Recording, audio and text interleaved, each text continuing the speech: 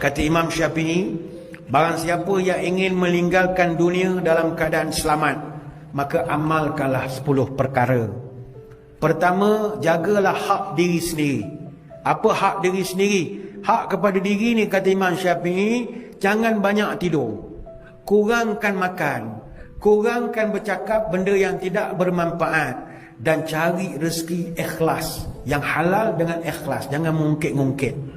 Yang kedua, kata dia, hak kepada malaikat maut. Ada, malaikat maut ada hak dia, iaitu engkau qadakkanlah kewajipan-kewajipan ibadat yang kita tertinggal. Zaman-zaman jahiliah dulu, mana yang puasa belum ganti-gantikan, mana semayang belum ganti-gantikan sajalah. Kemudian kita dapatkan kemaafan daripada orang-orang yang kita pernah zalim, kita pernah mengata, kita fitnah dan macam-macam lagi. Dan buatlah persediaan untuk mati dan rasakan cinta kepada Allah. Yang ketiga, kata Imam Syafi'i, hak kepada kubur. Apa hak kepada kubur? Buang tabiat suka memfitnah orang, buang tabiat suka buang air kecil berata-rata, banyakkan semayang tahajud, bantulah orang-orang yang dizalimi. Kita tahu orang tu hidupnya dizalimi, kita bantu dia. Itu hak kepada kubur.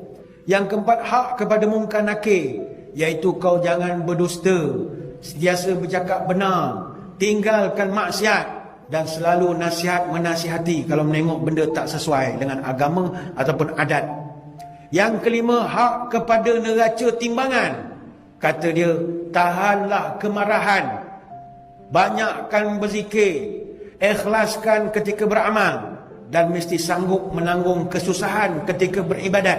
Banyak bersabar. Yang keenam, hak kepada titian sirat. Buangkan tabiat suka mengumpat. Engkau kena ada sifat warak, suka bantu orang, dan suka hidup berjemaah, semayang berjemaah, makan berjemaah, pergi rombongan berjemaah.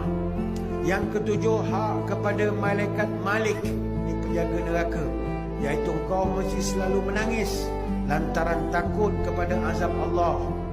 Buat baik kepada mak bapak, bersedekahlah secara terang-terang ataupun sembunyi, dan elokkanlah akhlak kamu.